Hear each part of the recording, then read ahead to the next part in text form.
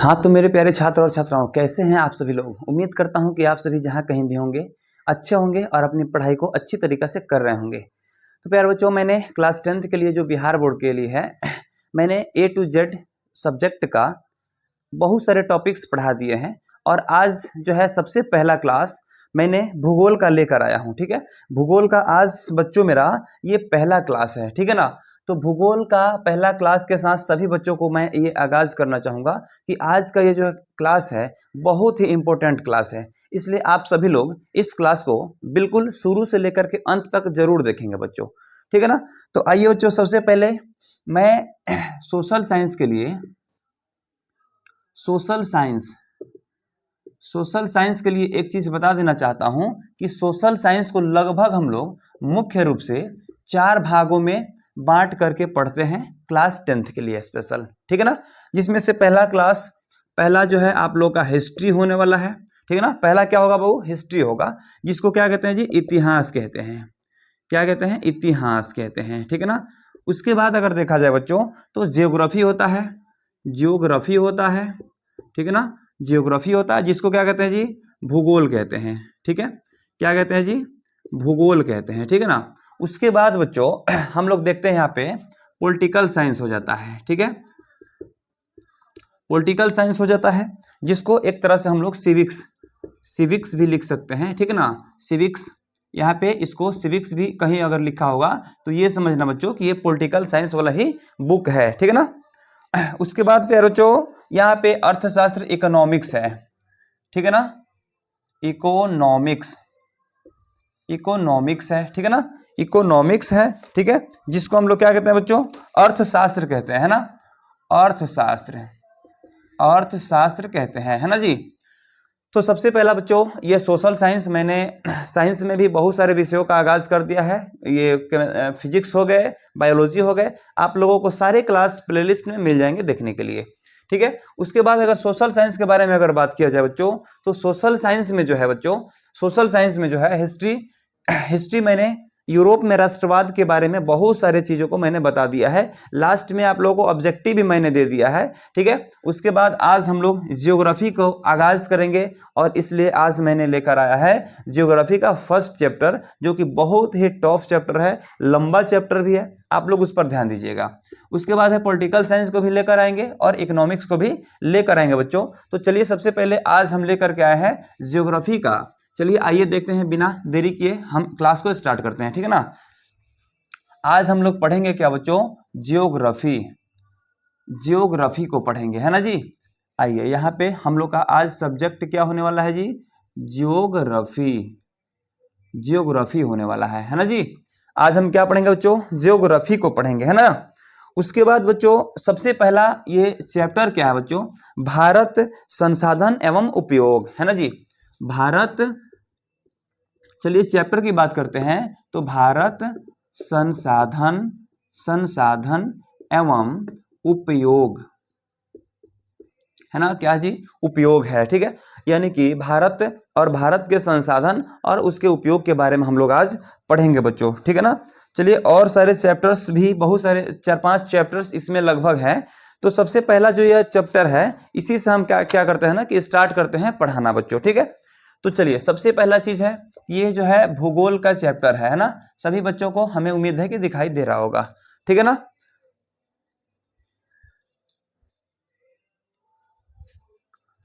तो आइए बच्चों हम लोग देखेंगे सबसे पहला चैप्टर, भारत संसाधन एवं उपयोग। ठीक है। तो सबसे पहला चीज, तो आइए देखते हैं इसमें भूगोल। सबसे पहला पॉइंट हम लोग का क्या होने वाला है जी? भूगोल, है ना। तो भूगोल किसे कहते हैं बच्चों? भूगोल किसे कहते हैं? तो सबसे पहले हम लोग देखेंगे ना कि भूगोल के बारे में हम लोग पढ़ेंगे कि भूगोल क्या है। ठीक है। तो हम कहेंगे बच्चों पृथ्वी और इससे संबंधित, हम ये कह सकते हैं कि पृथ्वी और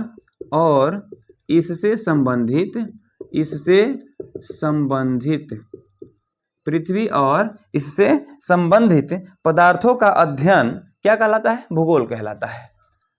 संबंधित पदार्थों का अध्ययन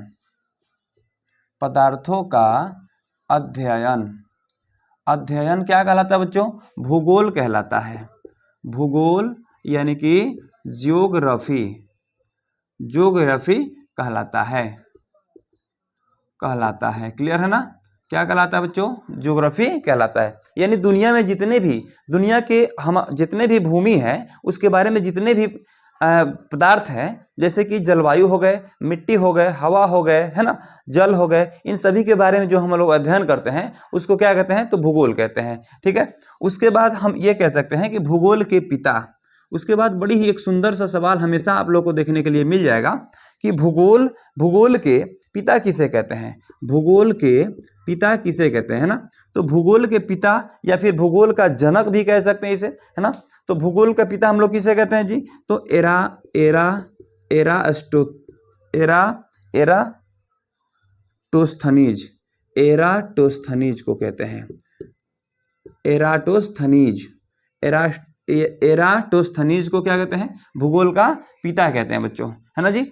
एराटोस्थनीज को क्या कहते हैं जी? भूगोल का पिता कहते हैं। ठीक है। उसके बाद देखेंगे बच्चों, यहाँ पे ये जो सबसे पहला चैप्टर है भूगोल का, भारत संसाधन एवं उपयोग।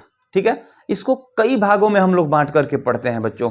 ठीक है ना? जैसे मैं एक चीज बता देना चाहता हूं कि यहाँ पे देखना बच्चों ध्यान से कि भारत संसाधन एवं उपयोग, संसाधन एवं उपयोग को देखना हम लोग कितने भागों में बांट करके पढ़ते हैं। इसलिए तो मैं बोल रहा हूं कि थोड़ा सा टफ है बच्चों, और ये पहला चैप्टर है इसलिए आप लोग ध्यान देंगे बच्चों। ठीक है ना? कह रहा है कि भारत संसाधन एवं उपयोग को कितने भागों में बांटकर हम लोग पढ़ते हैं बच्चों। यहाँ पे क नंबर में एक भाग बांटा हुआ है, आप बुक में देख सकते हैं बच्चों। ठीक है ना? यहाँ पे दिया है भूमि संसाधन के बारे में पढ़ना है, भूमि संसाधन के बारे में, भूमि संसाधन के बारे में पढ़ना है ना जी, भूमि संसाधन के बारे में पढ़ना है। अगर बात किया जाए बच्चों ख नंबर में आपको क्या दिया है? ख नंबर में दिया है क्या? जल संसाधन, जल संसाधन, जल संसाधन है। ठीक है। ग नंबर में अगर बात किया जाए बच्चों तो ग नंबर में है वन एवं वन्य प्राणी संसाधन, वन एवं वन्य प्राणी, वन्य प्राणी संसाधन, वन्य प्राणी संसाधन, है ना जी। उसके बाद में हम लोग देखेंगे बच्चों ग नंबर के बाद आपको घ नंबर में आएगा। ठीक है ना? घ नंबर में क्या आएगा? खनिज संसाधन, है ना? सभी को हम लोग एक एक करके पढ़ेंगे बच्चों। खनिज संसाधन, खनिज संसाधन, खनिज संसाधन, है ना? घ के बाद आ जाएगा आपको अंग नंबर में भी दिया है, अंग नंबर में भी दिया है शक्ति, यानी कि हम लोग शक्ति को क्या कहते हैं बच्चों? ऊर्जा कहते हैं, ऊर्जा और यानी कि संसाधन, शक्ति यानी कि ऊर्जा, संसाधन, है ना? तो इतना सारा चैप्टर्स केवल एक ही चैप्टर में दिया है जो कि होने वाला है भारत संसाधन एवं उपयोग से, है ना? तो इतना सारा चैप्टर के बारे में हमें क्या करना है जी? पढ़ना है। तो सबसे पहले क नंबर तो हम लोग पढ़ेंगे बाद में, उससे पहले बच्चों हम लोग पढ़ेंगे भारत संसाधन एवं उपयोग के बारे में, और उसके बाद पढ़ेंगे भूमि संसाधन के बारे में। ठीक है ना? तो चलिए हम लोग स्टार्ट करते हैं। सबसे पहले संसाधन एवं उपयोग के बारे में जान लेते हैं, उसके बाद बच्चों हम लोग पढ़ेंगे भूमि संसाधन के बारे में, है ना जी। तो चलिए आगे बढ़े, क्या आगे बढ़े ना?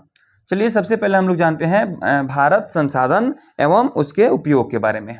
ठीक है। तो आइए यहाँ पर हम लोग देखेंगे भारत संसाधन एवं उसके उपयोग के बारे में। ठीक है। सभी बच्चे उम्मीद करता हूं कि नोट करते चलेंगे एक एक टॉपिक को। ठीक है। तो प्यारे बच्चों सबसे पहले चीज हम लोग ये जानेंगे कि आखिर संसाधन कहते किसे हैं बच्चों, संसाधन आखिर कहते किसे हैं। तो आइए सबसे पहला चीज संसाधन ही हम लोग देख लेते हैं कि संसाधन आखिर है क्या, है ना? संसाधन आखिर है क्या बच्चों? तो हम लिखेंगे वे सारी वस्तुएं जो मानव जीवन के लिए उपयोगी है वही संसाधन है ना? जिससे हम अपनी साधनों को पूरा करते हैं, जिसे हम अपनी साधन बना करके अपने जीवनचर्या को, दिनचर्या को पूरा करते हैं, है ना? अपनी आवश्यकताओं को पूरा करते हैं, जिन्हें साधन बना करके, उसी को क्या कहते हैं बच्चों? संसाधन कहते हैं। ठीक है ना? तो हम ये भी लिख सकते हैं कि वे सारी वस्तुएं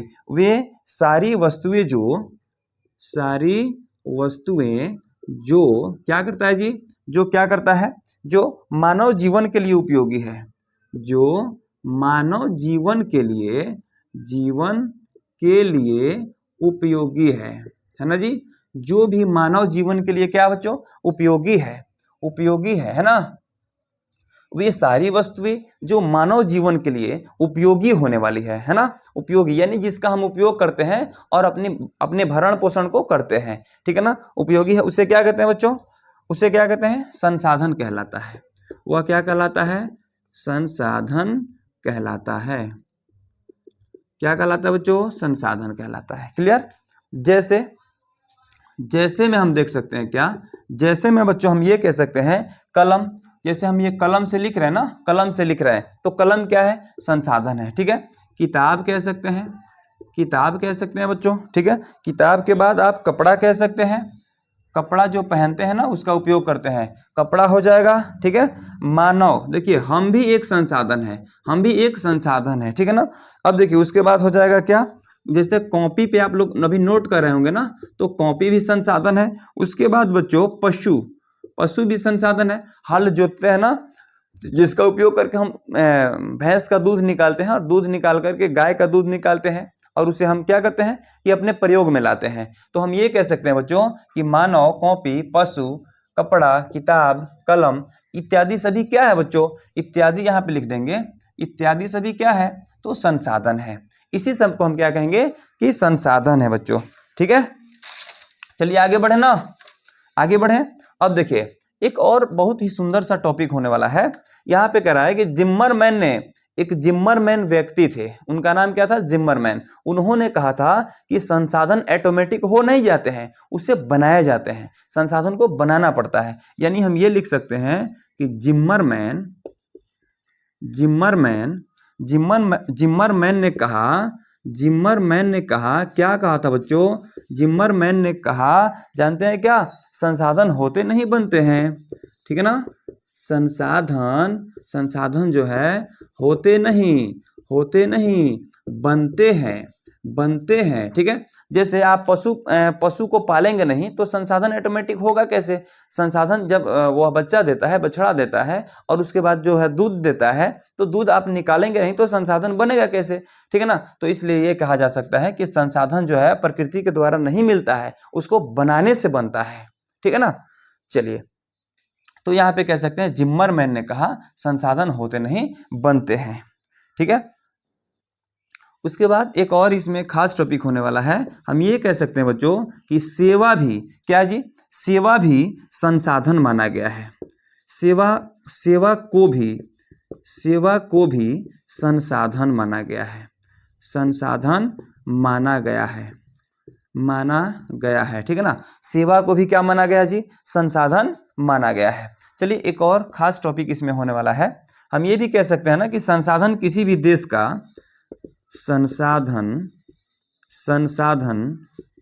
किसी भी देश का संसाधन जो है ना, किसी भी देश का क्या होने वाला है, आर्थिक सामाजिक मेरुदंड होता है। आर्थिक सामाजिक क्या होता है बच्चों, मेरुदंड होता है, मेरुदंड होता है। कैसे तो देखिए, संसाधन जितना ही किसी देश में होगा, जितना ही अच्छा संसाधन होगा, जितना ही ज्यादा संसाधन होगा, तो क्या होगा, उस देश का विकास होगा। और उस देश का विकास होगा इसका मतलब कि संसाधन को किसी भी देश का आर्थिक यानी रुपए पैसे से संबंधित और सामाजिक और समाज की मेरुदंड होता है, यानी कि रीढ़ की हड्डी होता है, ठीक ना, बैकबोन जिसे कहते हैं, ठीक है ना। क्या होता है बच्चों, ये मेरुदंड होता है बच्चों, ठीक है। चलिए, क्योंकि सारी के सारे देश जो है ना अपने संसाधन पर ही टिकी हुई है, ठीक है ना, इसलिए हम संसाधन को क्या कहते हैं बच्चों, आर्थिक और सामाजिक मेरुदंड कहते हैं, ठीक है। चलिए अब हम लोग देखेंगे संसाधनों के प्रकार। अभी यहाँ तक संसाधन क्लियर हो गया ना बच्चों, क्लियर हो गया ना, सभी बच्चे इसे नोट कर लेंगे। अब हम लोग देखेंगे संसाधन के प्रकार को। चलिए थोड़ा सा साइड ले लेते हैं, आप लोग इसका स्क्रीनशॉट भी कर सकते हैं। आइए अब हम लोग देखते हैं संसाधनों के प्रकार को, है ना। चलिए एक एक करके हम सारे टॉपिक को देखेंगे बच्चों। आप लोग वीडियो को पॉज करके सारे के सारे टॉपिक नोट करते चलेंगे, है ना। अब आइए हम लोग क्या देखेंगे बच्चों, संसाधन के प्रकार को। अब यहाँ पे हम क्या देखेंगे, संसाधन के प्रकार को देखेंगे, ठीक है ना। क्या देखेंगे बच्चों, संसाधन के प्रकार को। तो जैसे हिंदी में आप लोग क्या पढ़े थे, शब्द आप लोग पढ़े होंगे। शब्द किसे कहते हैं, तो दो या दो से अधिक अक्षरों के मेल से या फिर वर्णों के मेल से बना शब्द बनते हैं, ठीक है। और शब्द को हम लोग कई भागों में बांट करके पढ़ते हैं। जैसे उत्पत्ति की दृष्टि से आप लोग पढ़े होंगे कि 4 होते हैं शब्द, ठीक है। और आप लोग बनावट की दृष्टि से क्या माने होंगे कि 3 होते हैं, ठीक है। उसके बाद अर्थ की दृष्टि से 2 माने होंगे कि सार्थक होता है और एक निरर्थक होता है, ठीक है। तो उसी प्रकार से बच्चों हम यहाँ साधन के प्रकार कई अन्य तरीकों से बांटते हैं, ठीक है ना। साधन को कई अन्य भागों में अलग अलग तरीकों से बांटते हैं बच्चों। जैसे संसाधनों के प्रकार में सबसे पहला इसमें पॉइंट होगा क्या कि संसाधन को मुख्य रूप से उत्पत्ति के आधार पर संसाधन को 2 भाग में बांटते हैं। देखिए किसके आधार पर, उत्पत्ति के आधार पर, उत्पत्ति के आधार पर, उत्पत्ति के आधार पर, है ना। उत्पत्ति के आधार पर, उत्पत्ति के आधार पर कितने भाग में बांटते हैं जी, संसाधन 2 प्रकार के होते हैं। संसाधन हम यहाँ पे लिख देते हैं, संसाधन 2 प्रकार के होते हैं, 2 प्रकार के होते हैं, ठीक है, 2 प्रकार के होते हैं, ठीक है ना। अब आप कहेंगे कौन कौन, तो अब आप कह सकते हैं ए नंबर में कह सकते हैं बच्चों कि जैव संसाधन, जैव संसाधन, जैव संसाधन, है ना, जैव संसाधन, जैव संसाधन, क्लियर। और एक बी नंबर में क्या लिख देते हैं, अजैव संसाधन, अजैव संसाधन, अजैव संसाधन, क्लियर है, अजैव संसाधन, है ना बच्चों। तो यहाँ पे सबसे पहला चीज, अगर आप लोग को मैंने इस तरह से इसलिए लिखा है करके, इसलिए दोनों तरफ करके मैंने लिखा हूं कि अगर इसमें अंतर भी पूछता है ना तो आप लोग निधड़क लिख सकते हैं, कोई दिक्कत होने वाला नहीं है बच्चों, ठीक है। तो आइए सबसे पहले हम लोग जैव संसाधन में देखते हैं कि जैव संसाधन किसे कहते हैं, और यहाँ पे देखेंगे कि अजैव संसाधन किसे कहते हैं। तो हम यहाँ पे कह सकते हैं सजीव वस्तुओं के समूह को, यहाँ पे कह सकते हैं कि सजीव वस्तुओं के समूह को, वस्तुओं के समूह को बच्चों क्या कहते हैं, समूह को क्या कहते हैं जी, जैव संसाधन कहा जाता है, जैव संसाधन, जैव संसाधन कहा जाता है, जैव संसाधन कहा जाता है ना, कहा जाता है। और यहाँ पे क्या कह सकते हैं बच्चों, निर्जीव वस्तुओं के समूह को अजैव संसाधन कहते हैं। यहाँ पे क्या कहेंगे, निर्जीव वस्तुओं के समूह को, वस्तुओं के समूह को अजैव संसाधन,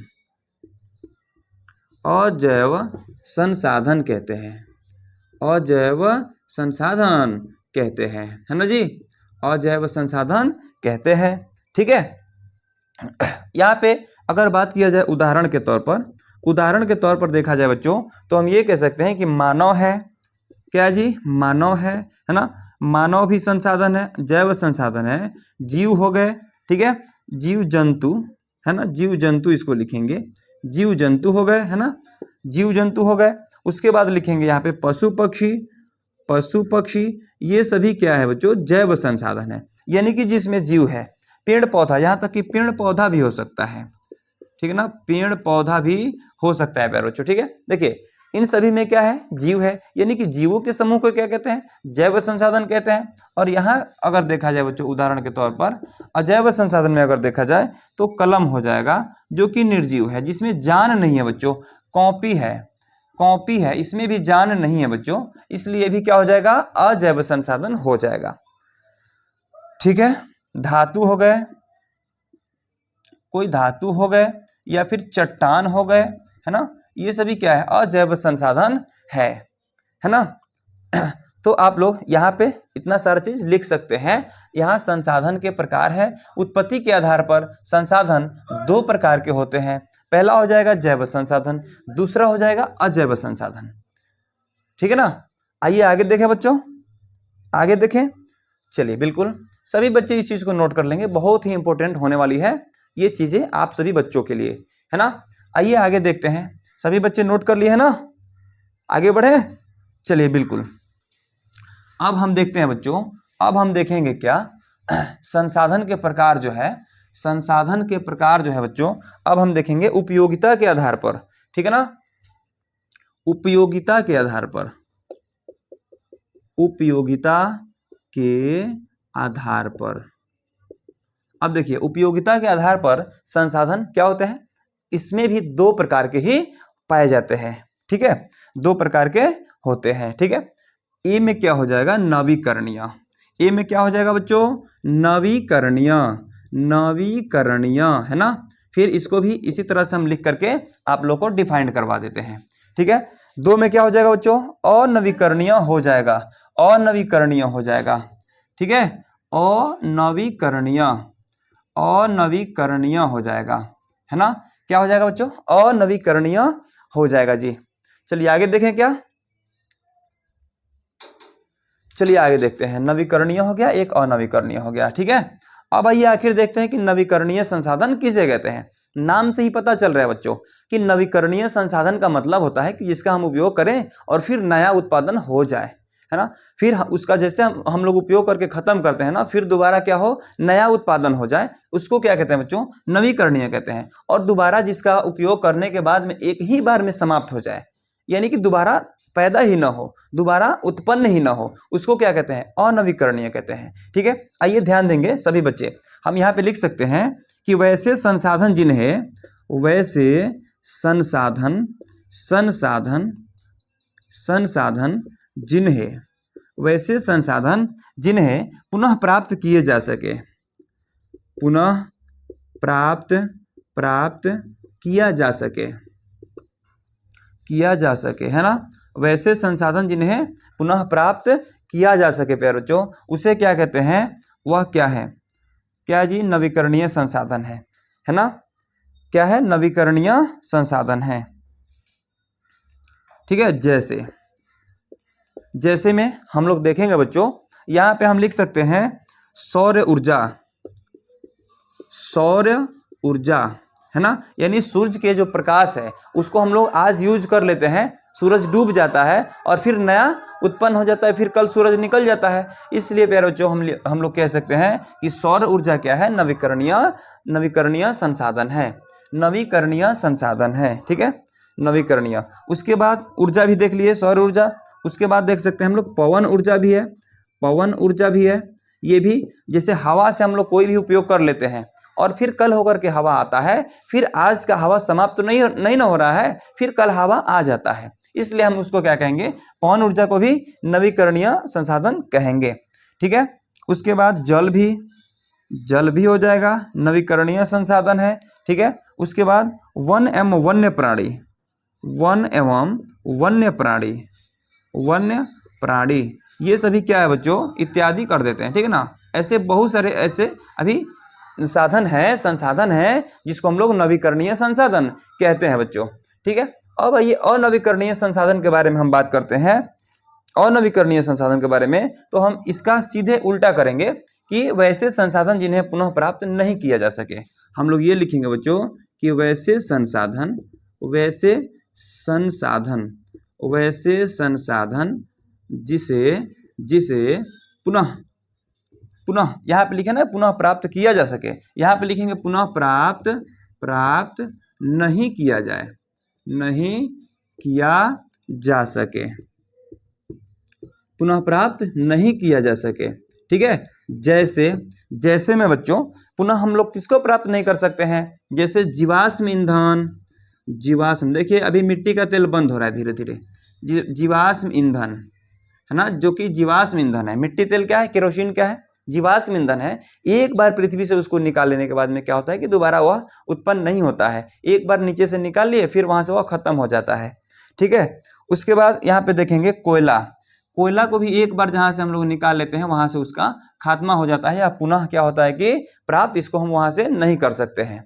दूसरे जगह से प्राप्त कर सकते हैं लेकिन वहां से नहीं प्राप्त कर सकते हैं जहां से इसको हम निकाल चुके हैं, ठीक है।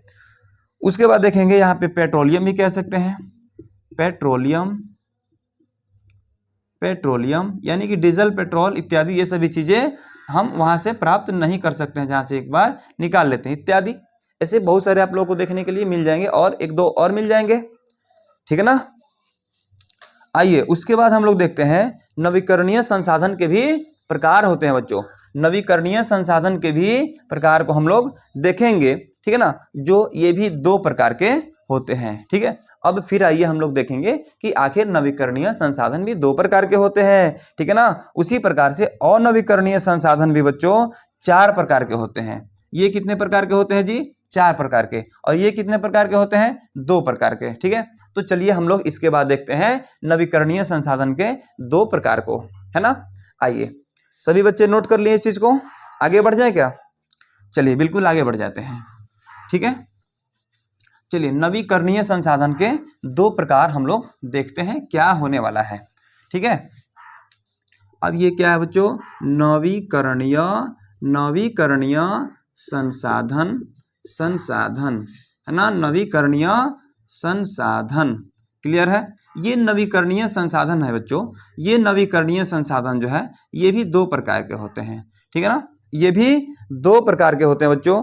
एक क्या होता है, चलिए यहाँ पे देखते हैं। एक होता है सतत प्रवाह, यहाँ पे पहला नंबर देखते हैं। एक हो जाएगा क्या? सतत, ठीक है ना। सतत या प्रवाह संसाधन,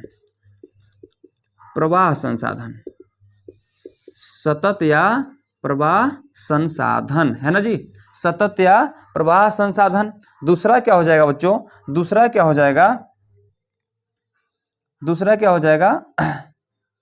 जैव संसाधन। दूसरा क्या हो जाएगा जी? जैव संसाधन। ये पहला है, ये दूसरा हो जाएगा जैव संसाधन, है ना जी। पहला क्या हो जाएगा नवीकरणीय संसाधन में? सतत या प्रवाह संसाधन। दूसरा हो जाएगा जैव संसाधन, ठीक है, जैव संसाधन, ठीक है। तो आइए यहां पर हम लोग देखते हैं सतत या प्रवाह संसाधन का मतलब क्या होता है ना, कि जो हमेशा चल रहा हो, जो हमेशा क्या एक जगह से दूसरी जगह गमन करता रहा हो। जैसे हम लोग कह सकते हैं बच्चों जल, जैसे में क्या हो जाएगा बच्चों? जैसे में क्या हो जाएगा? हम लोग जल लिख सकते हैं, जल हो जाएगा। जो हमेशा गमन करता रहा हो उसको क्या कहते हैं? सतत या प्रवाह संसाधन कहते हैं, जो कि नवीकरणीय संसाधन का एक भाग है, ठीक है। जल हो जाएगा। जल के बाद आप ये भी लिख सकते हैं कि पवन हमेशा चलते रहता है, ठीक है, पवन इत्यादि और भी हो जाएंगे 1-2। यहाँ पर देखेंगे बच्चों जैव संसाधन क्या है? जो हमेशा चलते नहीं है। वन और एवं वन्य जीव, वन एवं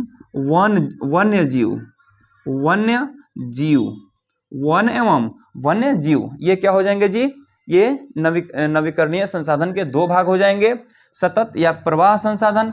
उसके बाद जैव संसाधन हो जाएगा दूसरा नंबर में। यहाँ हो जाएगा सतत या प्रवाह संसाधन जल पवन, यहाँ जैव संसाधन हो जाएगा वन एवं वन्य जीव। क्लियर है ना? हाँ तो बच्चों आगे बढ़ जाए, सभी लोग इस चीज को नोट करते चलेंगे फटाफट से, है ना जी। चलिए उसके बाद हम लोग क्या देखते हैं? अनवीकरणीय संसाधन के भी अनवीकरणीय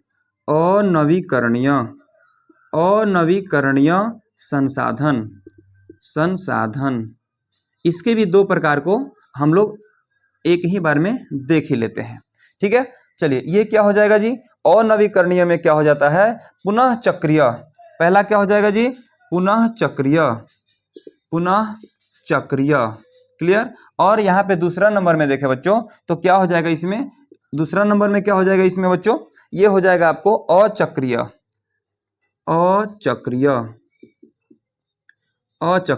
ठीक है। पहला क्या हो जाएगा? पुनः चक्रीय। उसके बाद यहाँ पे क्या हो जाएगा जी? अचक्रीय हो जाएगा, ठीक है। तो पुनः चक्रीय का अर्थ क्या होता है? देखिए एक बार किसी संसाधन का हम उपयोग कर लेते हैं और उसके बाद में क्या होता है कि दूसरा बार हम उसका प्रयोग फिर कर सकते हैं। दूसरा बार चक्रण के द्वारा, रिसाइकल के द्वारा फिर हम उसका प्रयोग कर लेते हैं, तो उसको क्या कहते हैं? पुनः चक्रीय संसाधन कहते हैं, जो कि अनवीकरणीय संसाधन का एक भाग है बच्चों, ठीक है। उसके बाद आ जाएगा अचक्रीय संसाधन। अचक्रीय का मतलब क्या होता है कि दूसरा बार उसका हम प्रयोग नहीं कर सकते हैं, चक्रण के द्वारा पुनः वह हमारे पास नहीं आ सकता है ना, उसको क्या कह सकते हैं? अचक्रीय संसाधन कहते हैं, है ना। आइए अब आप लोग देखेंगे, आप ये कह रहे होंगे कि सर उदाहरण भी हमें चाहिए। बिल्कुल उदाहरण देंगे बच्चों। आइए देखिए पुनः चक्रीय, इसका मतलब ये कह सकते हैं बच्चों लोहा, यहाँ पे हो जाएगा क्या? लोहा हो जाएगा, पीतल हो जाएगा, ठीक है। यानी बहुत सारे ऐसे धातु हो जाएंगे जैसे मान लीजिए कि सोने का क्या बनवा लिए, आप कान का झुमका बनवा लिए, फिर बाद में नाक का नथुनी बनवाना है उसे, है ना, तो आप क्या कर सकते हैं कि उसको तोड़ करके, उसको पिघला करके फिर उसका पुनः चक्रण कर सकते हैं, पुनः उपयोग कर सकते हैं, इसलिए उसको क्या कहते हैं, पुनः चक्रीय संसाधन।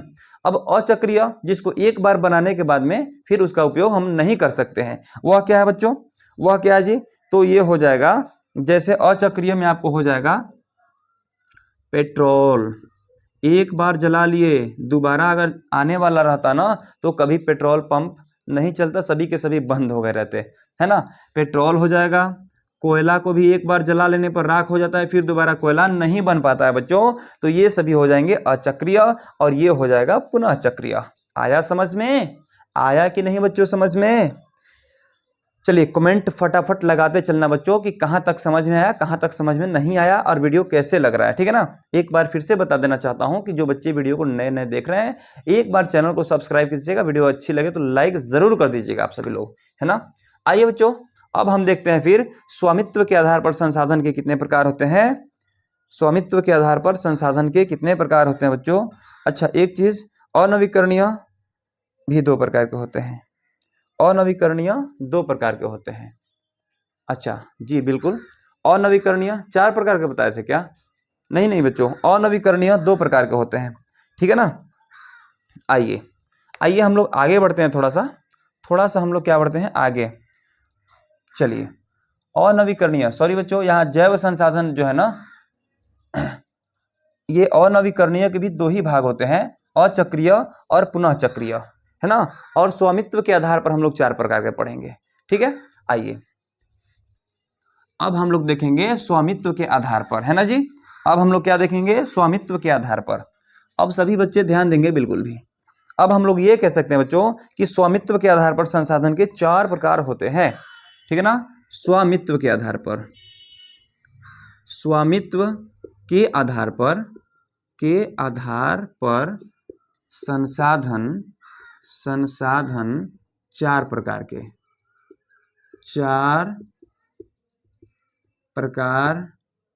हैं। कितने प्रकार के हैं बच्चों? स्वामित्व के आधार पर संसाधन कितने प्रकार के हैं बच्चों? तो चार प्रकार के हैं, ठीक है ना। आइए सभी बच्चे एक बार अपने मन में कल्पना कीजिए कि आखिर वे चार गो प्रकार है कौन कौन, वे चार प्रकार है कौन कौन बच्चों। एक बार अपने मन में सभी लोग कल्पना करेंगे कि वे चार प्रकार है कौन कौन से, है ना जी। आइए सबसे पहला चार प्रकार के हैं, ठीक है। सबसे पहला हम लिखते हैं यहाँ पर, सबसे पहला हम लिखेंगे बच्चों, आइए ए नंबर ले लेते हैं, ए नंबर ले लेते हैं।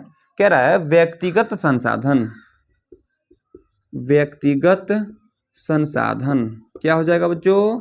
व्यक्तिगत संसाधन, ठीक है ना। यहाँ पे बी नंबर में क्या हो जाएगा जी? बी नंबर में क्या हो जाएगा? बी नंबर में क्या हो जाएगा जी? यहाँ पे लिख सकते हैं सामुदायिक संसाधन। सभी बच्चे नोट करेंगे इसे, सामुदायिक संसाधन, है ना जी, सामुदायिक संसाधन, क्लियर है। उसके बाद यहाँ पे देखेंगे राष्ट्रीय संसाधन। सी नंबर में क्या होगा जी? राष्ट्रीय संसाधन, है ना जी, राष्ट्रीय संसाधन। उसके बाद यहाँ पर डी नंबर में क्या हो जाएगा बच्चों? डी नंबर में क्या हो जाएगा? अंतरराष्ट्रीय संसाधन। क्या हो जाएगा जी? अंतरराष्ट्रीय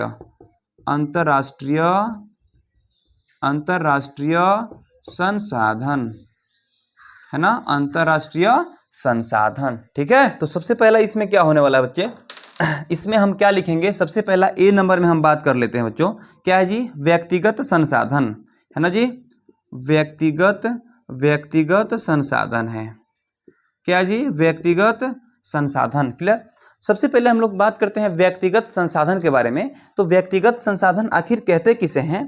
तो बात करेंगे ना हम कि व्यक्तिगत संसाधन का अर्थ होता है कि किसी व्यक्ति के अंडर में अगर कोई काम किया जाता है तो हम क्या कहते हैं? उसे व्यक्तिगत संसाधन कहते हैं। यानी कि हम ये कह सकते हैं कि वैसे संसाधन जिस पर किसी व्यक्ति का अधिकार होता है, यानी कि केवल पर्सनल व्यक्ति का अधिकार होता है, ठीक है। तो वैसे संसाधन हम लिखेंगे, वैसे संसाधन जिस पर किसी व्यक्ति का अधिकार होता है, जिस पर क्या होता है? किसी व्यक्ति का अधिकार होता है, किसी व्यक्ति का क्या होता है बच्चे, अधिकार होता है ना, किसी व्यक्ति का अधिकार होता है। वैसे संसाधन जिस पर किसी एक व्यक्ति का अधिकार होता है उसे कहते हैं व्यक्तिगत संसाधन। उसे क्या कहते हैं बच्चों, उसे व्यक्तिगत संसाधन कहते हैं। क्या कहते हैं बच्चों, व्यक्तिगत संसाधन कहते हैं। अब आप लोग के मन में एक चीज सवाल उठ रहा होगा हमेशा कि आखिर व्यक्तिगत संसाधन के एक दो उदाहरण तो होने चाहिए, ठीक है ना। तो आइए देखते हैं। जैसे मान लीजिए कि वैसे जमीन कोई है कि केवल एक ही व्यक्ति के उपयोग में आता है और केवल एक ही व्यक्ति के लिए बना हुआ है, तो हम ये कह सकते हैं कि जमीन जो है व्यक्तिगत संसाधन है। मान लीजिए फोन है, मोबाइल फोन है, वह भी व्यक्तिगत संसाधन कहा जा सकता है। एक कलम है जो एक ही व्यक्ति के लिए है, केवल एक ही व्यक्ति का उस पर अधिकार है, तो हम कह सकते हैं कि कलम जो है व्यक्तिगत संसाधन है, ठीक है। तो आइए जैसे में हम बात करते हैं कि जैसे में क्या क्या होना चाहिए बच्चों। तो जैसे में हम लिख सकते हैं जमीन, जैसे में हो जाएगा जमीन, ठीक है। जमीन हो गया, मकान हो गए, मकान, उसके बाद मोबाइल भी लिख देते हैं, मोबाइल हो जाएगा, ठीक है। ETC यहाँ पे कर देते हैं। यानी कि और सारी वस्तुएं ऐसे होंगे जो कि एक ही व्यक्ति का अधिकार उस पर होता है, उसको क्या कहते हैं बच्चों, तो उसको कहते हैं व्यक्तिगत संसाधन। यानी कि पहला नंबर पार्ट्स क्लियर हो रहा है, ठीक है। व्यक्तिगत संसाधन कहते हैं, ठीक है। चलिए दूसरा नंबर यानी कि B नंबर में बात कर लेते हैं, ठीक है। B नंबर में कह रहा है सामुदायिक संसाधन। नाम से ही पता चल रहा है बच्चों, समुदाय का मतलब होता है भीड़, भीड़ का मतलब समूह, ठीक है। यानी कि सामुदायिक संसाधन क्या है, सभी बच्चे ध्यान से देखेंगे। सामुदायिक संसाधन है ना, सामुदायिक संसाधन क्या है बच्चों, सामुदायिक संसाधन के लिए हम कह सकते हैं बच्चों वैसे संसाधन जिस पर किसी खास समुदाय का अधिकार होता है, किसी खास सभा का अधिकार होता है, ठीक है। वैसे सभी बच्चे ध्यान देंगे, वैसे संसाधन जिस पर, वैसे संसाधन जिस पर क्या होता है बच्चों, वैसे संसाधन जिस पर क्या होता है जी, वैसे संसाधन जिस पर किसी खास समुदाय का अधिकार होता है, जिस पर किसी खास समुदाय का क्या होता है बच्चों, अधिकार होता है ना, अधिकार होता है, ठीक है, अधिकार होता है। उसे क्या कहते हैं बच्चों, हम लोग कहते हैं सामुदायिक संसाधन। जैसे में अगर बात किया जाए, जैसे चलिए एक दो ठो उदाहरण हम दे ही देते हैं, ठीक है। जैसे हम यहाँ पे लिख सकते हैं बच्चों मंदिर हो गए, है ना, मंदिर हो गए, है ना, मंदिर हो जाएगा। आप लोगों को यहाँ पे चारण भूमि या फिर चारागाह भूमि भी लिख सकते हैं, चारागाह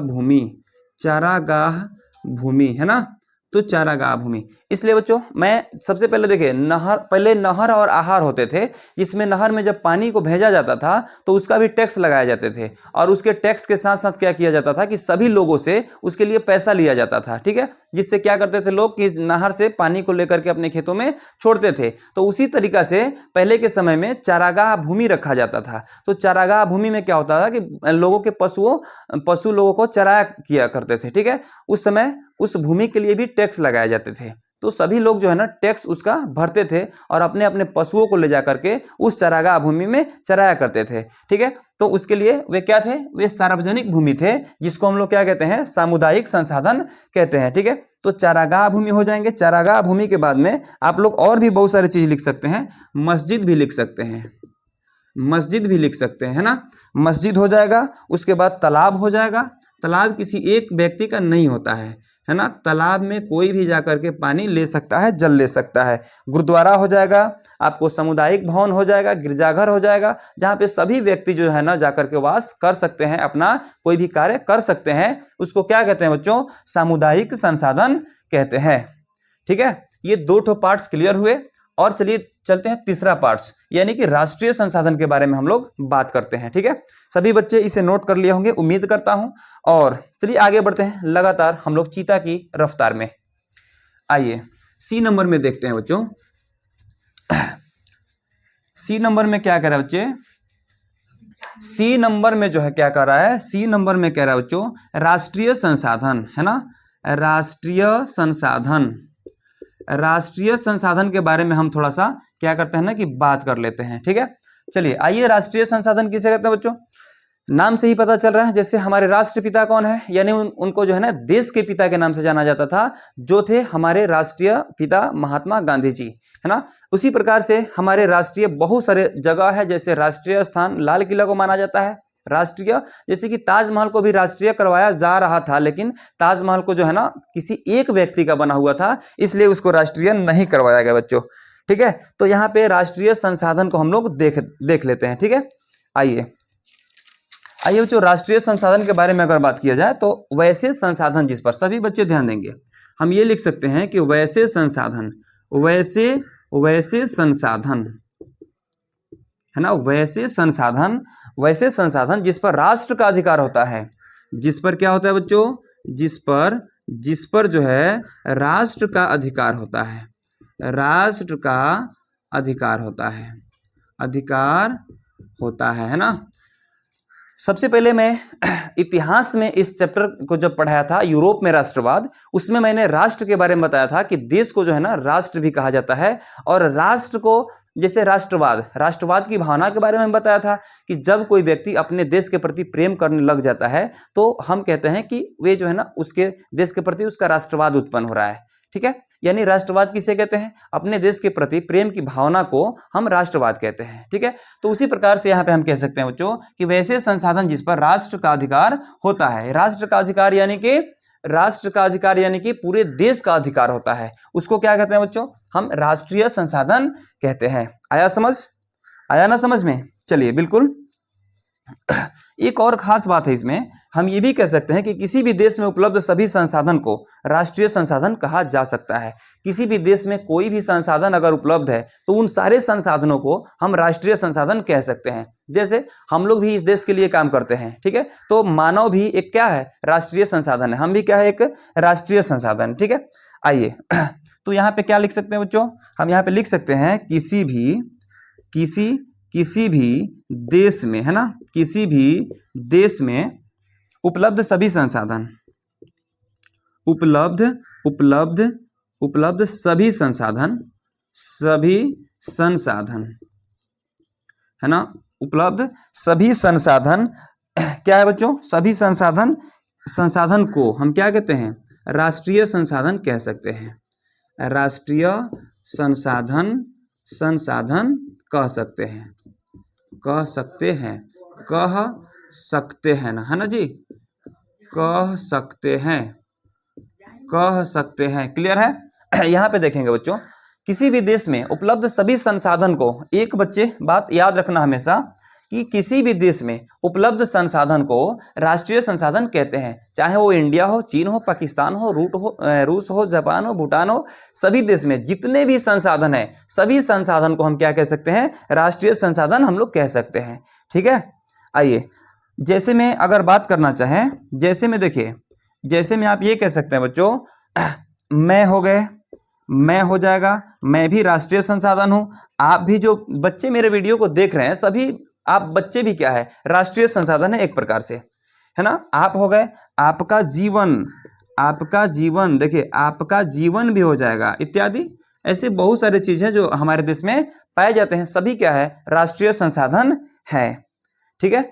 ये जमीन, चलिए हमारा जीवन हो जाएगा, हमारा जमीन भी हो जाएगा, हमारा जमीन भी क्या है, देश में जो है हम लोग जमीन जो लिखाते हैं उसका जो रजिस्ट्री करवाते हैं, रजिस्ट्री करवाने के बाद में दाखिल खारिज जो करवाया जाता है, वे सभी दाखिल खारिज समय समय पर करवाए जाते हैं ना। सभी लोग ये समझते हैं कि वे दाखिल खारिज करवाए जा रहे हैं, लेकिन बच्चों नहीं, उस जमीन का जो है ना समय समय पर आपसे पैसा लिया जाता है, जो सरकार की तरफ पैसा जाता है, उसे क्या कहते हैं बच्चों, राष्ट्रीय संसाधन कहते हैं। इसलिए जमीन को भी राष्ट्रीय संसाधन हम लोग कह सकते हैं। आगे बढ़े, चलिए आगे बढ़ते हैं। इस बार देखेंगे अंतरराष्ट्रीय संसाधन, अंतरराष्ट्रीय, ये लास्ट पॉइंट होने वाला है, हम लोग अंतरराष्ट्रीय संसाधन को देख लेते हैं, उसके बाद जो है क्लास को ओवर कर दिया जाएगा, है ना।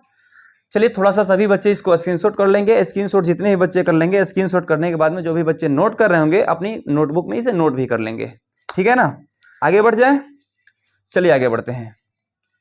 इसके बाद हम लोग देखेंगे अंतरराष्ट्रीय संसाधन, है ना।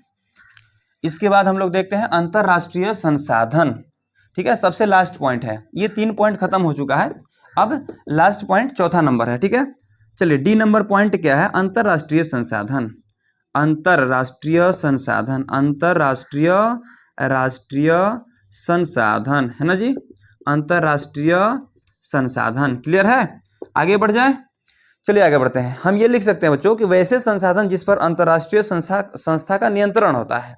ठीक है, हम चलिए यहाँ पे लिखते हैं, आप लोग लिख सकते हैं कि वैसे संसाधन, वैसे संसाधन जिस पर क्या होता है बच्चों, जिस पर क्या होता है,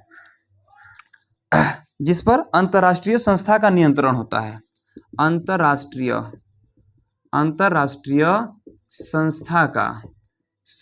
का क्या होता है जी, संस्था का नियंत्रण होता है, नियंत्रण होता है ना, अंतरराष्ट्रीय संस्था का नियंत्रण होता है। ठीक है, यानी अंतरराष्ट्रीय संस्था का नियंत्रण, जैसे कि देख लीजिए हिंदुस्तान है, चीन है, उसके बीच में बहुत सारे बॉर्डर है। बॉर्डर्स कुछ दूरी पर होते हैं। बॉर्डर्स ये नहीं है कि एक यहाँ पे क्या डंडा यहाँ पे गाड़ दिए और यह डंडा जो है बॉर्डर हो गया। ठीक है, देखिए यहाँ पे मान लीजिए कि अगर हिंदुस्तान है, ठीक है, और यहाँ पे क्या है, चीन है, तो इसके अंडर में जो है ना बहुत सारे दूरी बना करके इस बॉर्डर को बनाया जाता है। ठीक है, जिसको रेड क्लिफ भी शायद हमको मैकमोहन रेखा शायद कहा जाता है। ठीक है ना, मैकमोहन रेखा, यानी कि यह जो है ना कई 100 किलोमीटर की दूरी होती है बॉर्डर। ठीक है ना, इसको क्या कहते हैं बच्चों, इसको कहते हैं हम लोग अंतरराष्ट्रीय संसाधन। ठीक है ना, अंतरराष्ट्रीय संसाधन। आइए देखते हैं थोड़ा सा इसके बारे में डीपली नॉलेज ले ही लेते हैं। ठीक है, देखिए उसे देखिए वैसे संसाधन जिस पर अंतरराष्ट्रीय संस्था का नियंत्रण होता है उसे क्या कहते हैं बच्चों, अंतरराष्ट्रीय संसाधन कहते हैं। ठीक है, अब यहाँ पे आप लोग थोड़ा सा एक और टॉपिक है देखेंगे, आप ये भी कह सकते हैं कि किसी भी देश में उपलब्ध सभी, किसी भी देश में उपलब्ध सभी, क्या सभी, किसी भी देश में उपलब्ध सभी संसाधन को, किसी भी देश में उपलब्ध, किसी भी देश की, चलिए यहाँ पे किसी भी देश की तट रेखा से किसी भी देश की तट रेखा से 200 किलोमीटर की दूरी तक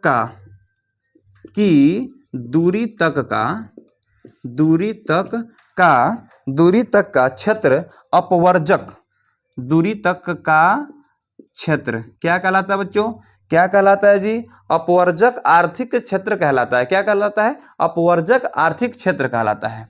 अपवर्जक, यहां देखेंगे बच्चों, अपवर्जक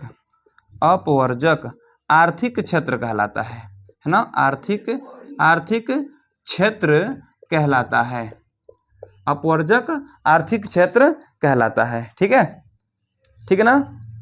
अब देखिए मान लीजिए कि हमारे देश यहाँ पर अभी इंडिया है, इंडिया, ठीक है, और इंडिया से हम लोग जैसे बॉर्डर से बाहर निकलते हैं 200 किलोमीटर की दूरी तक चलकर जाएंगे तो वहां तक की दूरी को हम क्या कहते हैं बच्चों, वहां तक की दूरी को अपवर्जक आर्थिक क्षेत्र कहते हैं, अपवर्जक आर्थिक क्षेत्र कहते हैं बच्चों।